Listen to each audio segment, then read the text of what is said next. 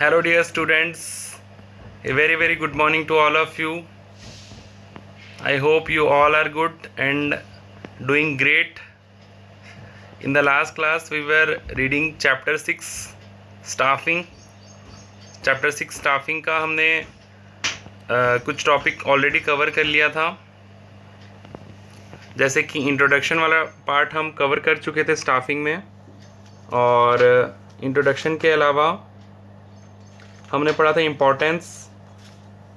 Importance पढ़े थे। फिर स्टाफिंग और एचआरएम के बीच में जो रिलेशन है वो चीज़ हम देखे थे। क्या रिलेशन है आज हम पढ़ेंगे। बहुत इंपॉर्टेंट टॉपिक है और इससे क्वेश्चन बहुत सारा कवर करता है इनडायरेक्ट वे में। तो स्टाफिंग प्रोसेस का जो टॉपिक है वो आज हम पढ़ने वाले हैं और बहुत इंपॉर्टेंट टॉपिक है, बहुत अच्छे से आपको करना है और इसको हम बहुत अच्छे तरीके से पढ़ेंगे विद एग्जांपल। बहुत अच्छा एग्जांपल भी डिस्कस करेंगे, एकदम ध्यान से सुनने का है और वीडियो को लास्ट तक देखेंगे तभी आपको समझ में आएगा सारा चीज़, ठीक है। और अगर आप अभी तक चैनल को सब्सक्राइब नहीं किए तो ज़रूर से सब्सक्राइब कर लीजिए, नोटिफिकेशन जल्दी आ जाए आपको, इसलिए बेल आइकन को प्रेस करके अपना नोटिफिकेशन वाला बेल भी ऑन कर लीजिए और अपने फ्रेंड्स के साथ शेयर कीजिए जिनको इस वीडियो के बारे में नहीं पता है, जो ये क्लास नहीं करें। Thank you very much, be with us. So we will start it now.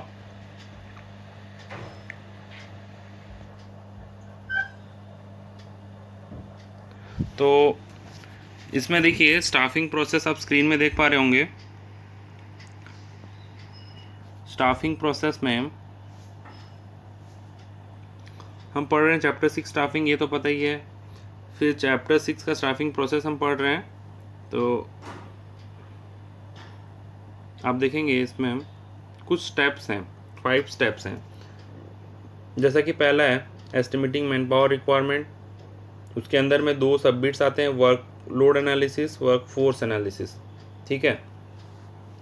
और एक इसमें एक और आता है कंपैरिजन, ठीक है। ABC 3 होता है, मैं इसको एक बार लिख लेता हूँ, जस्ट ए मोमेंट प्लीज़।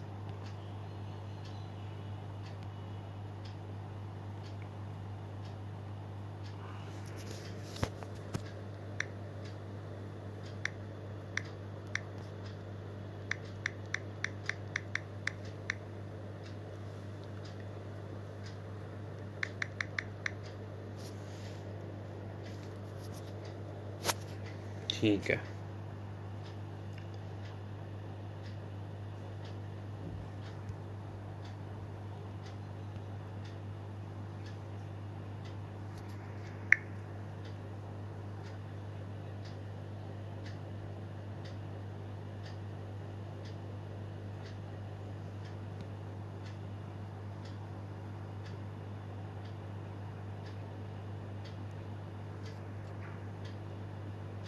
ठीक है, ओके।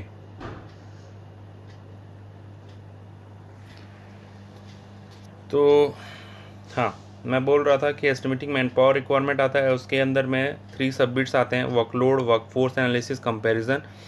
सेकंड है रिक्रूटमेंट, थर्ड है सिलेक्शन, फोर्थ है प्लेसमेंट एंड ओरिएंटेशन, फिफ्थ है ट्रेनिंग एंड डेवलपमेंट। सो ये 5 स्टेप में स्टाफिंग का प्रोसेस कंप्लीट हो जाता है, ठीक है। तो बहुत ही इंपॉर्टेंट प्रोसेस है, बहुत सारा क्वेश्चन कवर करता है इनडायरेक्ट वे में, बहुत ध्यान से सुनने का है आप लोगों को, ठीक है। अगर ध्यान से नहीं सुनेंगे तो आपको कुछ समझ में नहीं आएगा। तो अपने पढ़ रहे हैं स्टाफिंग प्रोसेस। स्टाफिंग प्रोसेस का मतलब क्या होता है? स्टाफिंग प्रोसेस से मतलब ये होता है कि जो हम स्टाफिंग करेंगे, स्टाफिंग का मतलब तो आप समझ गए कि मतलब आपके ऑर्गेनाइजेशन में एम्प्लॉय को अपॉइंट करना है, ठीक है। उसी को हम स्टाफिंग बोलते हैं। पहले वाले 2-3 क्लास में हम ये चीज़ समझ गए, स्टाफिंग क्या है, मीनिंग क्या है, स्टाफिंग का इंपॉर्टेंस क्या है, तो उसमें अपने को पता है स्टाफिंग क्या है। तो स्टाफिंग प्रोसेस कैसा है, मतलब जो स्टाफिंग हम करेंगे, जो स्टाफ को हम अपॉइंट करेंगे, उसके लिए एक प्रोसेस है, उसका एक तरीका है प्रॉपर, ठीक है। तो वो तरीका क्या है, वही चीज़ हम अभी यहाँ पे पढ़ेंगे, क्लियर। तो स्टाफिंग प्रोसेस मतलब कि स्टाफ को अपॉइंट करने का तरीका, ठीक है। अब इसमें एक बात है, एक बात ये है कि स्टाफिंग जो है ना, ये दोनों है, 2 एक्टिविटी है। आप बोलेंगे 2 एक्टिविटी, यस, बता रहा हूँ, wait. Staffing process is both line activity और दूसरा है स्टाफ एक्टिविटी, ठीक है। तो स्टाफिंग प्रोसेस को, स्टाफिंग को हम दोनों एक्टिविटी के नाम से बोलते हैं, मतलब दो एक्टिविटी है ये बोलते हैं, लाइन एक्टिविटी और staff activity. Now you will ask what is line activity and what is staff activity, what are you saying this? Okay, तो मैं बताता हूँ। लाइन एक्टिविटी मतलब वो होता है जो बहुत ही ज़्यादा इम्पॉर्टेंट एक्टिविटी होता है ऑर्गेनाइजेशन का, उसको हम लाइन एक्टिविटी बोलते हैं। ठीक है, इम्पॉर्टेंट एक्टिविटी बोल लीजिए, या फिर मेन एक्टिविटी बोल लीजिए, या फिर कोर एक्टिविटी बोल लीजिए, मतलब बहुत ज़्यादा इम्पॉर्टेंट एक्टिविटी। ठीक है, just like planning, organising, staff planning, organising, directing, controlling, staffing is also a line activity, मतलब जो कि बहुत ज़्यादा इम्पॉर्टेंट एक्टिविटी है जिसके बिना ऑर्गेनाइजेशन नहीं चलेगा। अब आप जैसे देखें, प्लानिंग के बिना ऑर्गेनाइजेशन चलेगा क्या? नहीं चलेगा। ऑर्गेनाइजिंग के बिना ऑर्गेनाइजेशन चलेगा क्या? नहीं चलेगा। डायरेक्टिंग के बिना चलेगा क्या? नहीं। जो भी फंक्शंस ऑफ मैनेजमेंट है तो बहुत ही ज़्यादा इंपॉर्टेंट है, उसके बिना ऑर्गेनाइजेशन कांट रन। ठीक है, ऑर्गेनाइजेशन नहीं चल सकता, इसीलिए उसको बोला गया है लाइन एक्टिविटी। ठीक है, तो स्टाफिंग भी ऐसा ही एक इम्पॉर्टेंट फंक्शन है जिसके बिना ऑर्गेनाइजेशन नहीं चलेगा। ठीक है, इसलिए इसको लाइन एक्टिविटी बोला गया। अब नाउ स्टाफ एक्टिविटी क्यों बोला गया? स्टाफ एक्टिविटी इसलिए बोला गया है क्योंकि इसमें स्टाफ का ख्याल रखा जाता है। ठीक है, स्टाफ से रिलेटेड प्रोसेस किए जाते हैं, स्टाफ रिलेटेड प्रोसेस किए जाते हैं। ठीक है, और इसमें स्टाफ को संभाला जाता है, स्टाफ का एक्टिविटी किया जाता है। ठीक है, तो जैसे ऑर्गेनाइजेशन को अच्छे से चलाने के लिए प्लानिंग, ऑर्गेनाइजिंग है, वैसा ही स्टाफिंग प्रोसेस है, इसीलिए उसको लाइन एक्टिविटी बोला गया। उसी तरह स्टाफ एक्टिविटी क्यों बोला गया है? क्योंकि ये भी एक इम्पॉर्टेंट एरिया है और इसमें हम स्टाफ से रिलेटेड काम करते हैं। ठीक है, तो आई होप आपको ये दो टर्म समझ में आया होगा, लाइन एक्टिविटी, स्टाफ एक्टिविटी। इससे क्वेश्चन कवर कर सकता है, तो इसको ध्यान में रखेंगे।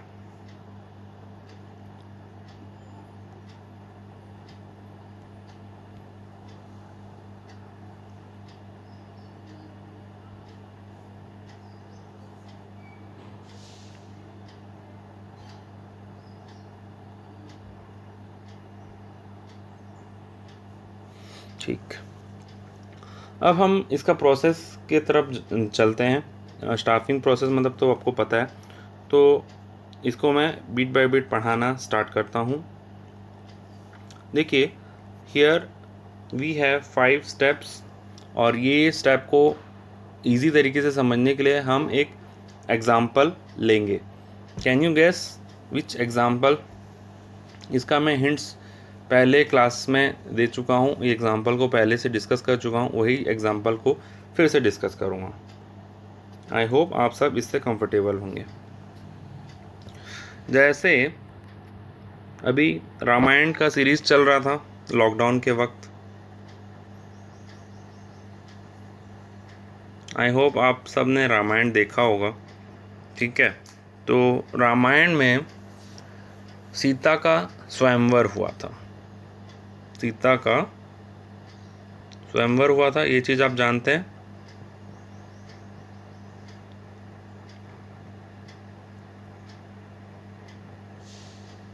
सीता का स्वयंवर हुआ था ना? नहीं भी हुआ था, नहीं भी देखे हैं तो आपको पता होगा कि पहले ज़माने में राजा महाराजाओं के टाइम में स्वयंवर हुआ करता था। ठीक है, तो स्वयंवर में क्या होता है भाई?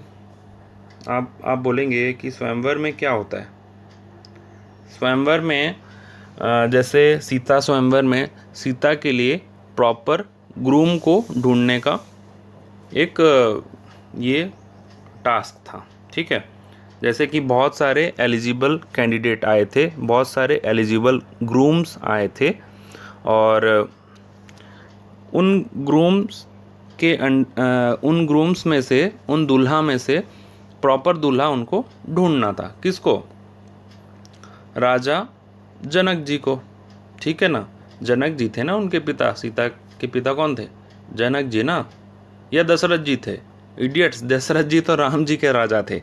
जनक जी थे सीता जी के पिताजी, ठीक है। सीता माता के पिताजी का नाम क्या था? जनक जी। तो जनक जी ने स्वयंवर रचा था। स्वयंवर किस लिए रचा था? ताकि उनकी पुत्री सीता को उचित वर मिले। वर मतलब हस्बैंड, ठीक है, ग्रूम जिसको बोलते हैं, दूल्हा, ठीक है। तो एज यू ऑल नो, स्वयंवर का कुछ नियम था। स्वयंवर का कुछ नियम था। क्या नियम था भाई? एक बो था, बो। आप बोलेंगे बो मतलब, इडियट्स, बो मतलब नहीं पता, धनुष, धनुष, ठीक है। तो धनुष को क्या करना था? तोड़ना था। यस, धनुष को तोड़ना था। इतना ही सा तो काम था। आप बोलेंगे इतना तो इजी तो हम भी कर लेते, लेकिन आप देखे होंगे बड़े बड़े राजा उसको तोड़ नहीं पाए, सिवाय श्री रामचंद्र जी के। राम जी, श्री लगा दिया जाए, पूजनीय हैं हमारे राम जी। तो श्री राम जी के बिना वो धनुष नहीं टूटा, श्री राम जी ही उसको तोड़ पाए थे सिर्फ, ठीक है। तो श्री राम जी ने जब धनुष तोड़ा तो उसके बाद सीता माता का अब वो जनक जी जो थे वो समझ गए कि यही मेरा एलिजिबल दूल्हा बन सकता है, मतलब सीता के लिए उचित हस्बैंड यही बन सकता है। क्लियर है? ये चीज़ तो आपको पता होगा, मैं तो एक बार आपको रिपीट करा रहा हूँ कि ऐसा हुआ था बोल करके। तो ये सारा स्टोरी हुआ। फिर उसके बाद सिलेक्शन हो गया राम जी का। राम जी जो थे अब सीता माता के लिए हस्बैंड बनने के लिए रेडी हो गए। फिर उनका शादी हो गया, ठीक है। फिर वो लोग वनवास गए, वो अलग स्टोरी है, लेकिन शादी तक अपने को सोचना है। तो इसी में तो मैंने आपको सब कुछ पढ़ा दिया। अब तो स्टाफिंग प्रोसेस तो ख़त्म हो गया। अब देखो, सीता जी जब अयोध्या आए, अयोध्या आने के बाद वो सबसे मिले, सबको पहचाने कि कौन किस रिलेशन में है, कौन क्या लगता है, कितने माता जी हैं, कितने, मतलब पिताजी का नाम दशरथ है, दशरथ जी कौन हैं, और 4 ठो माता हैं वहाँ पे, कौशल्या, कैकेयी, और कौशल्या, कैकेयी, और बताओ आप लोग बताओ, और 2 थे ना, वेट मुझे याद नहीं आ रहा एग्जैक्टली। कौशल्या थी, कैकेयी थी, और कौशल्या, कैकेयी एंड सुमित्रा, ठीक है। तो ये सारे जो भी रिलेशन थे, जितने भाई लोग थे, राम, लक्ष्मण, भरत, शत्रुघ्न, ये सारे लोग को फिर वो सीता माता जब आए, और सीता माता के साथ उनकी बहनें भी आई थी और सबकी वाइफ्स आई थी, सबका शादी एक साथ हुआ था। तो सब एक दूसरे को आपस में पहचाने, ठीक है। फिर आगे का स्टोरी जैसे था वो तो आपको पता है। तो जस्ट लाइक एक गर्ल के लिए प्रॉपर ग्रूम ढूंढा जाता था पहले, आज भी ढूंढा जाता है, लेकिन प्रोसेस कुछ अलग है। उसी तरीके का प्रोसेस स्टाफिंग में भी किया जाता है। आप बोलेंगे क्या? मैं बोलूँगा यस, मैं आपको प्रूव करके दिखाऊंगा कि वही प्रोसेस है। तो वो प्रोसेस क्या है, वही चीज़ हम यहाँ पे आज सीखेंगे। एक तरह से आप बोलेंगे तो मैं आपको स्टाफिंग का प्रोसेस पूरा बता चुका हूँ, और मेरे को कुछ पढ़ाने का ज़रूरत नहीं है। चलो क्लास ख़त्म करते हैं। आप बोलेंगे सर कि पढ़ाइए ना, क्यों इतना नाटक कर रहे हैं? बताता हूँ, वेट। आप भी जानते हैं कि मैं आपको प्रोसेस पूरा पढ़ाऊँगा, एग्जाम्पल देने से काम नहीं चलता है सिर्फ। तो ये जो इंसिडेंट था ये आपके दिमाग में अभी क्लियर हो गया होगा। अब इसको ध्यान में रखते हुए हम ये स्टेप पढ़ेंगे, बहुत ही ईजी तरीके से पढ़ेंगे, बहुत मज़ा आएगा आपको। देखिए, स्टाफिंग का प्रोसेस है, पहला है एस्टिमेटिंग मैन पावर रिक्वायरमेंट। पहले मैन पावर रिक्वायरमेंट को एस्टिमेट किया जाता है। एस्टिमेट मतलब उसका एक अंदाज़ा लगाया जाता है, ठीक है, उसका एक अंदाज़ा लगाया जाता है। एस्टिमेटिंग मतलब अंदाज़ा लगाया जाता है।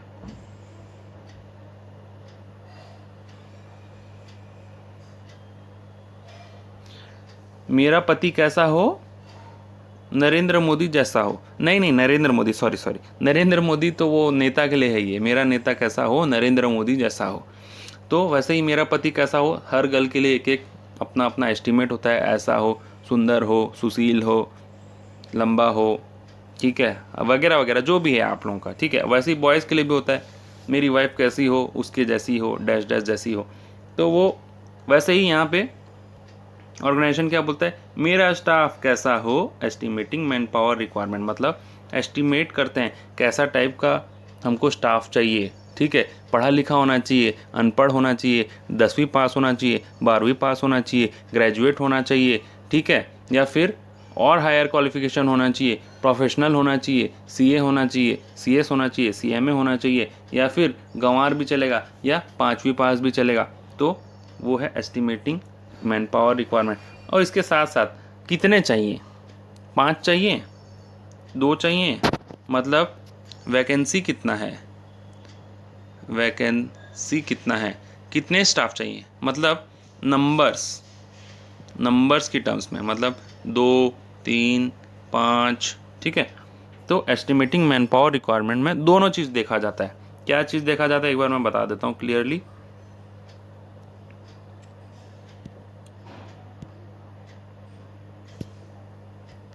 क्या देखा जाता है, देखो इसमें 2 चीज़ देखा जाता है।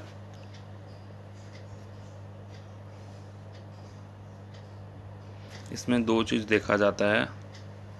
पहला टाइप,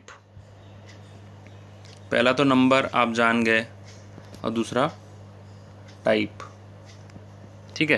तो नंबर्स में तो हाउ मच, हाउ मेनी, ठीक है, 1 2 3 4 10 20 50 100, तो नंबर है। और टाइप में मतलब वही मेरा पति कैसा हो या मेरी पत्नी कैसी हो, टाइप में मतलब क्वालिफिकेशन, ठीक है। यहाँ पे क्वालिफिकेशन QUALFN लिख दे रहा हूँ, क्वालिफिकेशन, ठीक है, पूरा नहीं लिख पाता। तो यहाँ पे 2 चीज़ देखा जाता है, ठीक है। क्वालिफिकेशन में एजुकेशनल बैकग्राउंड देखा जाएगा, कितना पढ़ा लिखा हो, वो सब देखा जाएगा, ठीक है। और इसके साथ ही एस्टिमेटिंग मैन पावर रिक्वायरमेंट है ना, कंपनी का कुछ पॉलिसी होता है, मतलब कंपनी के कुछ रूल्स होते हैं। अब पॉलिसी का मतलब तो आपको मैं चैप्टर 4 में पढ़ा चुका हूँ, वो चीज़ आप जानते हैं। कंपनी का एक own way of handling problem होता है, उसको बोलते हैं पॉलिसी, ठीक है। चैप्टर 4 का चीज़ है ये, छोड़िए उसको। तो पॉलिसी, कंपनी का एक पॉलिसी होता है कि किस टाइप के वो एम्प्लॉय लेगा, कुछ बैकवर्ड क्लास के लेगा क्या, कि मतलब ऐसा कंपनी का अपना अपना रूल होता है। बैकवर्ड क्लास के भी वो ले सकता है, बैकवर्ड क्लास, ठीक है। और कुछ वुमेन होनी चाहिए क्या,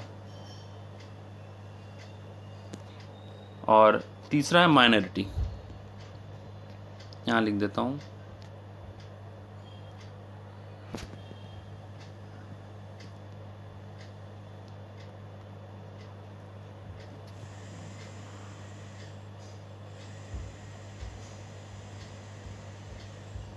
ठीक है, तो ये 3 चीज़ को लेके कंपनी का पॉलिसी हो सकता है। मैं ये नहीं बोल रहा हूँ कि होगा ही होगा, कंपनी का पॉलिसी ये 3 चीज़ को लेके हो सकता है, ठीक है। तो जैसे कि आप जानते हैं बैकवर्ड क्लास हमारे इंडिया में कई टाइप के बैकवर्ड क्लास हैं, जैसे SC हैं, ST हैं, OBC हैं, जो कि मतलब थोड़े से बैकवर्ड है, थोड़ा गवर्नमेंट उनको प्रमोट करता है कि आगे आने के लिए, ठीक है। तो उन क्लास को ध्यान में रखते हुए भी कंपनी पॉलिसी बना सकता है कि मतलब मेरे जो कैंडिडेट आएंगे वो कुछ बैकवर्ड क्लास से भी होने चाहिए। वुमेन होने चाहिए, वुमेन मतलब महिला, ठीक है। लेडीज़ होने चाहिए, मतलब जैसे कंपनी बोलेगा कि मेरा अगर 10 वैकेंसी है, अगर 10 वैकेंसी है तो उसमें से मैं एटलीस्ट 2 महिला रखूँगा, वुमेन लिख दिया, और 3 रखूँगा मैं बैकवर्ड क्लास, BC लिखा हूँ, बैकवर्ड क्लास, ठीक है। तो ऐसा कुछ पॉलिसी भी हो सकता है। और एक रखूँगा मैं माइनॉरिटी से, माइनॉरिटी मतलब जो मेजॉरिटी में नहीं आते, मतलब जैसे इंडिया में अगर आप देखेंगे, अगर जैसे मान लीजिए इंडिया, अगर माइनॉरिटी मतलब कोई भी एक पर्टिकुलर क्लास जो कि थोड़े कम होते हैं, 50% से कम होते हैं, उनको हम माइनॉरिटी बोलते हैं। तो अगर जैसे कंपनी का क्राइटेरिया रहेगा कि 10 में से 1 मैं माइनॉरिटी को रखूँगा, तो आप देखेंगे 3 तो 5 और 1 6, ये वाला पोर्शन देखिए, 3 + 2 + 1 = 6, मतलब 6 ऐसे पोस्ट हैं कंपनी के, मतलब कंपनी का रिक्वायरमेंट ऐसा है कि ये 6 जन इस कैटेगरी से होने चाहिए। ये कैटेगरी मतलब 3 बैकवर्ड क्लास के होने चाहिए, 2 वुमेन होने चाहिए और 1 माइनॉरिटी से बिलोंग करना चाहिए। ठीक है, आई होप आपको ये चीज़ समझ में आ गया होगा कि फर्स्ट स्टेप में यही चीज़ करते हैं। ठीक है, बात यहाँ पे ख़त्म नहीं होता है। Oh my God, wait,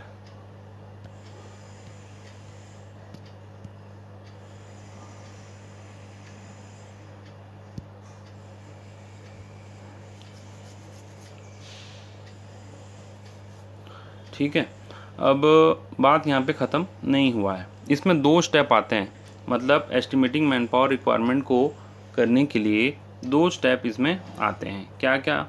workload analysis और वर्कफोर्स एनालिसिस, और इसका कंपैरिजन। वर्कलोड एनालिसिस में क्या करते हैं हम?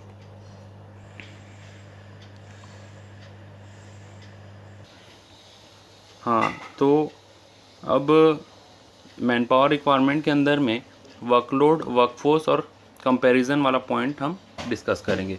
वर्कलोड एनालिसिस मतलब finding the number and type of employ required to perform the various job. मतलब वर्कलोड में हम देखते हैं कि कितने एम्प्लॉय चाहिए, नंबर एंड टाइप। टाइप मतलब मैं बता दिया आपको, क्या एजुकेशनल क्वालिफिकेशन होगा, क्या बैकग्राउंड होगा। ठीक है, वो सब हम देखेंगे वर्कलोड एनालिसिस में। ठीक है, याद रहा, वर्कलोड एनालिसिस में क्या देखेंगे? Number and type. ठीक है, अब वर्कफोर्स एनालिसिस में क्या किया जाता है? वर्कफोर्स एनालिसिस में ये किया जाता है एनालाइजिंग एग्जिस्टिंग वर्कफोर्स और employ already occupying the job position. ठीक है, हम ये देखेंगे वर्कफोर्स एनालिसिस में एग्जिस्टिंग जो हमारे एम्प्लॉय हैं,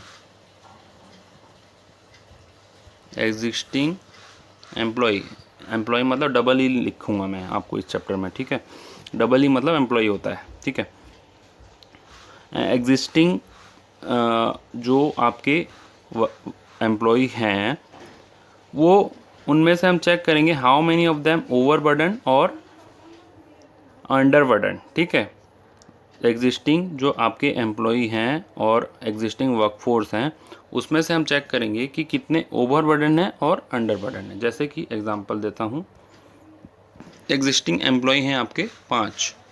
ठीक है, तो इसमें से चेक करेंगे कितने ओवरबर्डन है और अंडरबर्डन है। ओवरबर्डन और कितने अंडरबर्डन। ठीक है, तो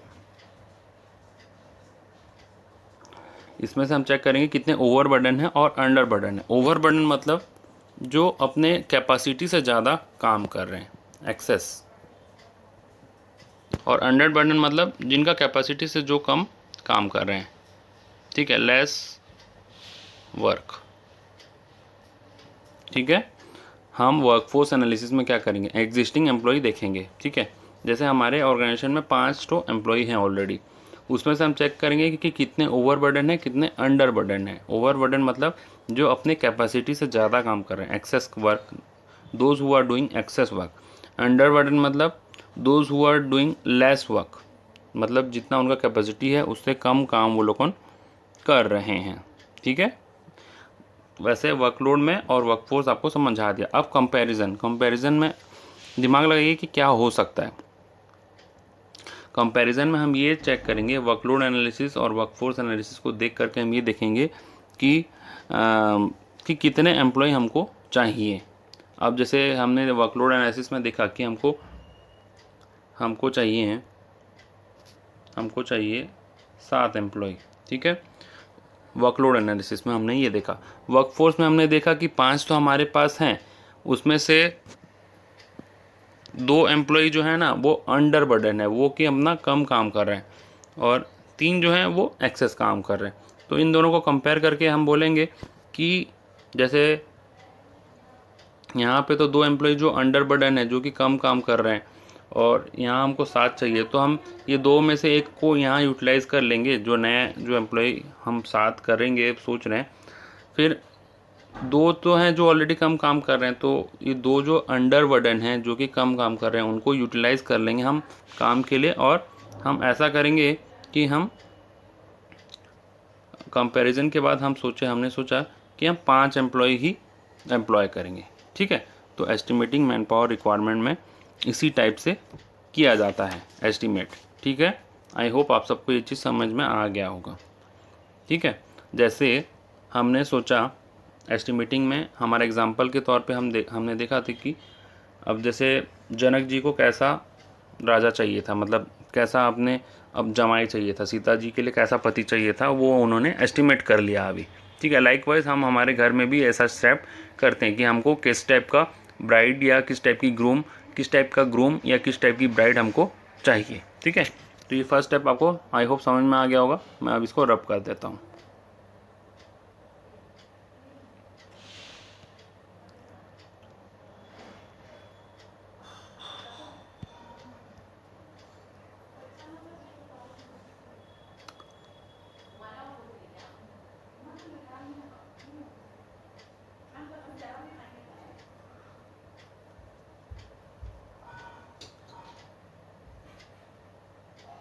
समझ में आ गया होगा आई होप। ठीक है, अब नेक्स्ट स्टेप है रिक्रूटमेंट। ठीक है, रिक्रूटमेंट में क्या हुआ था, देखो जब स्वयंवर होने वाला था, रामायण में सीता जी का जब स्वयंवर होने वाला था तो उसका सब तरफ मैसेज पहुंचाया गया था।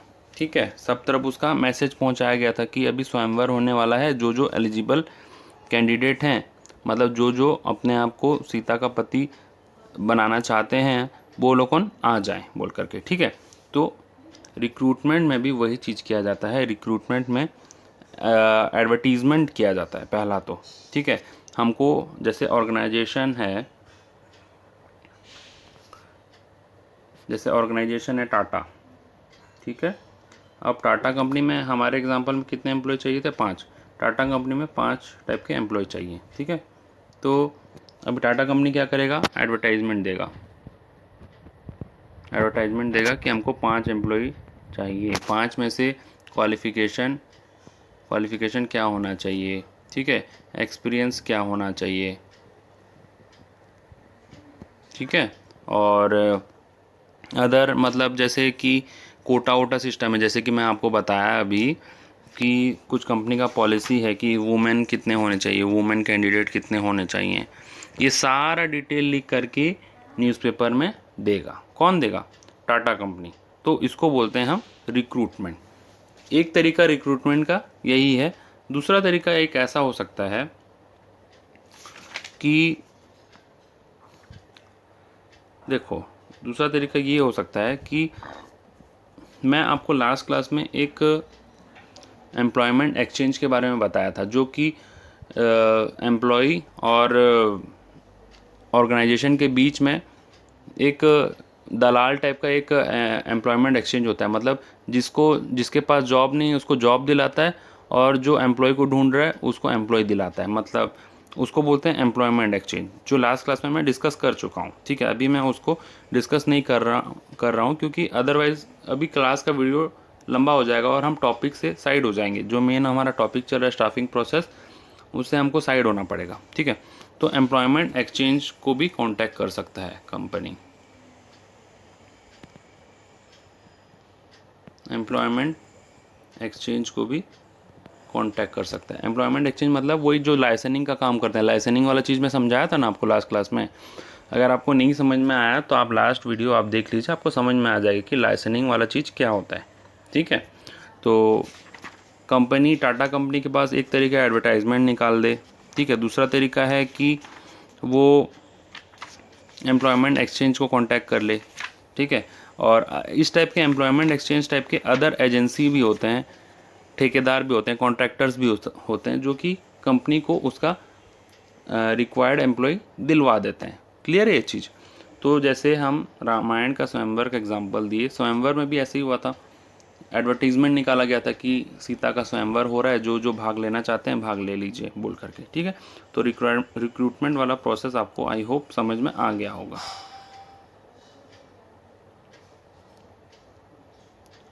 Just a moment. तो रिक्रूटमेंट वाला प्रोसेस ये तो ऑब्वियस सा बात है कि पहले हम एस्टिमेट करेंगे मैन पावर रिक्वायरमेंट, फिर उसी अकॉर्डिंग हम रिक्रूटमेंट करेंगे ना। जैसे हमने एस्टिमेट किया था 5 हमको चाहिए, 5 चाहिए एम्प्लॉय, और उसी अकॉर्डिंग हम 5 का एडवर्टीजमेंट निकाले। तो रिक्रूटमेंट का जो प्रोसेस है वो फर्स्ट स्टेप के बाद होगा। ये तो ऑब्वियस सा बात है, मैं आपको जस्ट इन्फॉर्मेशन दे रहा हूँ।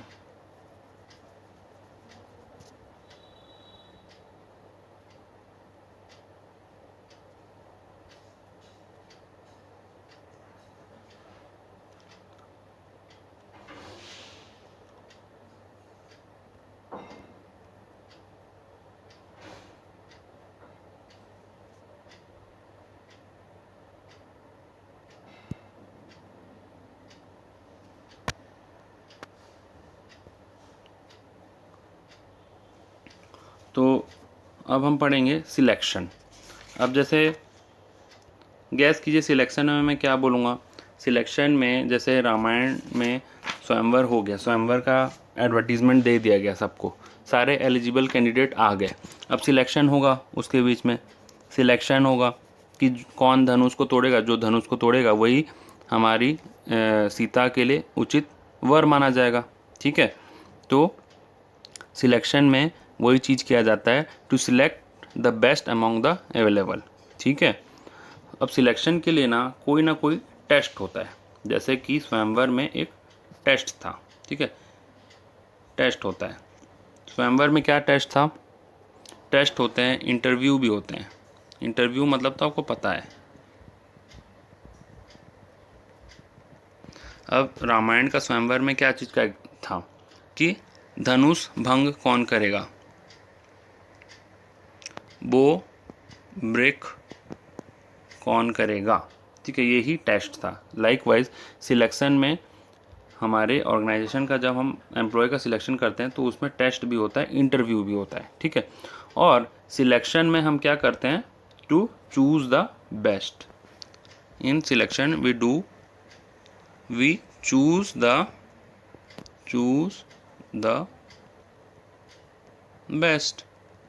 वैसे ही तो रामायण में भी स्वयंवर में भी तो यही हुआ था ना। हमने चूज़ किया था कि जितने भी लोग आए थे उसमें से हमने बेस्ट को चूज़ किया, यानी कि राजा श्री रामचंद्र जी को चूज़ किया गया, क्योंकि उन्होंने वो टेस्ट को क्वालिफाई किया था। टेस्ट क्या था? धनुष को तोड़ना, और वो उसको क्वालिफाई किसने किया था? रामायण में श्री राम जी ने। लाइकवाइज हमारे ऑर्गेनाइजेशन में जो टेस्ट होगा उसको जो पूरा करेगा उसी को हम सिलेक्ट करेंगे। क्लियर है? आई होप आपको ये चीज़ क्लियर हो गया होगा। तो सिलेक्शन वाला प्रोसेस आई होप आपको क्लियर हो गया होगा। सेम टू सेम है रामायण की तरह। जो रामायण में हमने देखा था वही चीज़ हम यहाँ पे हो रहा है, इसलिए आपको बोला गया था कि रामायण देखिए बोल करके।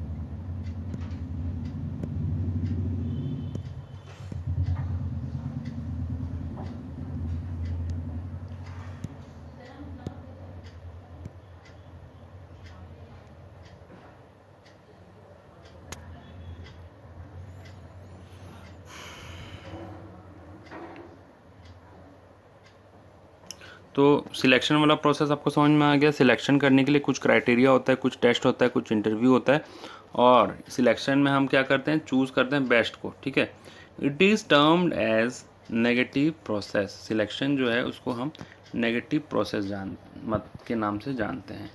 नेगेटिव प्रोसेस क्यों? क्योंकि हम सिलेक्ट करते हैं बेस्ट को। जैसे हमको चाहिए 5 एम्प्लॉय, हमको चाहिए हमारे एग्जांपल में 5 एम्प्लॉय। हम जैसे आए 50, तो 50 में से हम चूज़ करेंगे 5 को। ठीक है, तो हमने चूज़ किया 5 को, और बाकी हमारे क्राइटेरिया फुलफ़िल नहीं किए तो हम उनको रिजेक्ट कर दिए। ठीक है, तो इसीलिए इसको बोला गया नेगेटिव प्रोसेस। ठीक है, क्योंकि जितने आए होते हैं 50 में से हमने 5 को चूज़ किया। सिलेक्शन हम करते क्या हैं? In selection the number of selected candidate is less than the number of rejected candidate. हमने जितनों को रिजेक्ट किया, रिजेक्ट कितनों को किया? मतलब हमने 5 को सिलेक्ट किया तो 45 को रिजेक्ट किया। तो सिलेक्टेड ज़्यादा है या रिजेक्टेड ज़्यादा है?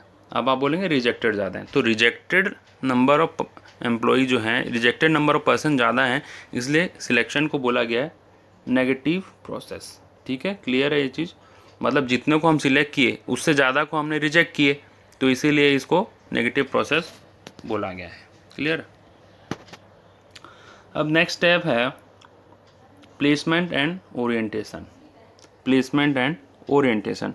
अब प्लेसमेंट मतलब क्या है? अब देखो, राम जी ने वो क्राइटेरिया को क्वालिफाई किया, राम जी ने धनुष तोड़ा, तो राम जी तो सिलेक्टेड हो गए वहाँ पे जनक में, जनकपुरी में, जनक जी ने उनको सिलेक्ट कर लिया।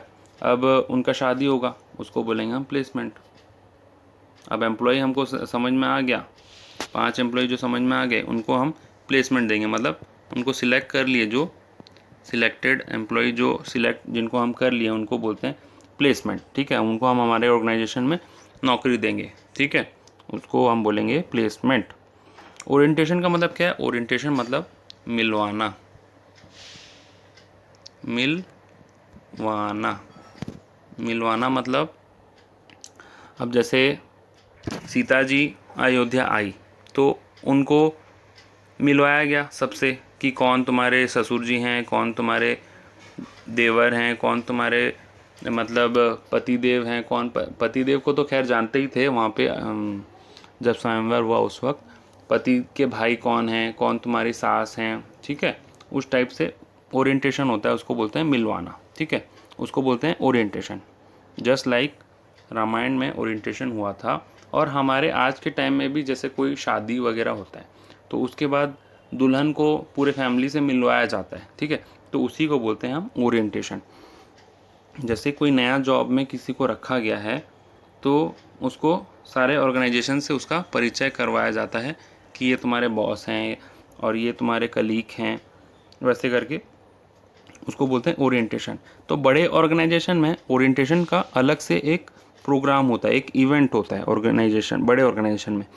और स्मॉल ऑर्गेनाइजेशन में क्या होता है, जो तुम्हारे सुपीरियर होते हैं वो तुमको लेके सबसे मिलवा देते हैं, उसी को बोलते हैं ओरिएंटेशन। ठीक है, तो प्लेसमेंट और ओरिएंटेशन आई होप आपको समझ में आ गया होगा। कोई भी टॉपिक आपको समझ में नहीं आता है तो वीडियो को पॉज करके थोड़ा सा रिव्यू कर लीजिए, रिवाइंड कर लीजिए, आपको सारा टॉपिक फिर से समझ में आ जाएगा। ठीक है, the last step training and development. Training and development बहुत ही ईजी स्टेप है, लास्ट स्टेप है।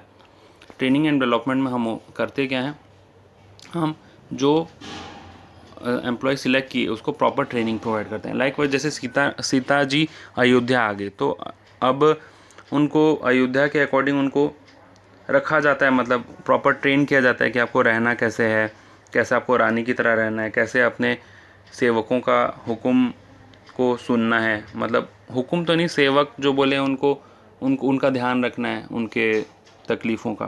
तो ट्रेनिंग एंड डेवलपमेंट में मतलब अब जैसे कोई नई बहू जाती है ससुराल में तो उसको भी बताया जाता है कि ससुराल में कैसे रहना है।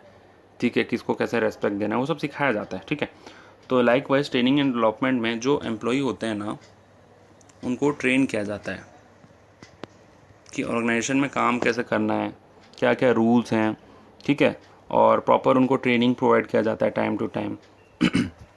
प्रॉपर फैसिलिटी उनको दिया जाता है ताकि उन लोगों ने अपना जो स्किल है उसको निखार पाएँ। ठीक है, so this completes our discussion on staffing process. Staffing के प्रोसेस में 5 टाइप के हमने प्रोसेस को हमने देखा, और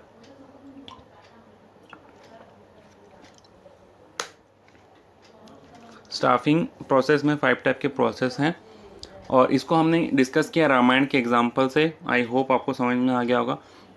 एक बार मैं शॉर्ट में रिवीजन कर देता हूँ with in 1 minute. Estimating man power requirement में हम देखते हैं कि हमको कितने एम्प्लॉय चाहिए, क्या क्वालिफिकेशन होना चाहिए। उसके लिए हम करते हैं वर्कलोड एनालिसिस। वर्कलोड एनालिसिस में हम ये करते हैं कि कितने एम्प्लॉय चाहिए और किस टाइप के एम्प्लॉय चाहिए। वर्कफोर्स एनालिसिस में हम देखते हैं कि ओवरबर्डन और अंडरबर्डन एम्प्लॉय कौन कौन है। कोई एम्प्लॉय मतलब कोई एम्प्लॉय ऐसा तो नहीं है तो कि जो ज़्यादा काम कर रहा हुआ। इन दोनों स्टेप को हम देख के करते हैं कंपैरिजन, और उसके बाद हम करते हैं कि हमको कितना एम्प्लॉय चाहिए, वो हम निर्णय लेते हैं, वो हम डिसाइड करते हैं। तो हमने डिस्कस किया था कि हमको 5 टाइप के एम्प्लॉय चाहिए, मतलब 5 एम्प्लॉय चाहिए, 5।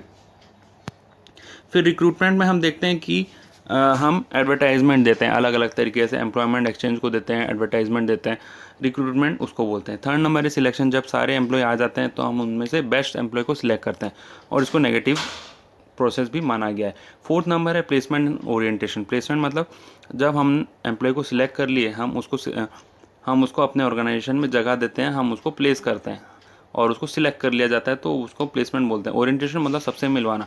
बड़े ऑर्गेनाइजेशन में एक ओरिएंटेशन का अलग से इवेंट होता है, एक अलग से प्रोग्राम किया जाता है, लेकिन छोटे ऑर्गेनाइजेशन में जो आपके बॉस होते हैं, जो आपके सुपीरियर होते हैं, वो एम्प्लॉय को सबसे मिलवा देते हैं, उसी को ओरिएंटेशन बोला जाता है।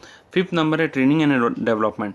तो जो एम्प्लॉय का जो स्किल है उसको और इम्प्रूव करने के लिए और एम्प्लॉय अच्छे से हमारे ऑर्गेनाइजेशन में काम करे, इसीलिए उसको ट्रेन किया जाता है, उसको बोलते हैं training and development. I hope you all enjoyed this video. और वीडियो अच्छा लगा तो वीडियो को लाइक ज़रूर कीजिए। लाइक आप करते हैं तो मुझे अच्छा लगता है, और लाइक्स आते हैं तो अच्छा लगता है कि ऐसा वीडियो हम बना सकते हैं। यूट्यूब के मोड से हम अभी जैसे लॉकडाउन के पीरियड में यूट्यूब के मोड से हम पढ़ा रहे हैं, तो लाइक्स, आपके लाइक्स से हमको पता चलता है वीडियो अच्छा है या नहीं है। कमेंट कीजिए कि आपको कौन सा एग्जांपल अच्छा लगा, या कोई प्रॉब्लम है तो आप वो भी कमेंट कर सकते हैं। और अपने फ्रेंड्स के साथ शेयर कीजिए जो ये क्लास के बारे में नहीं पता है। Thanks for watching this video. Have a wonderful day ahead. Bye bye.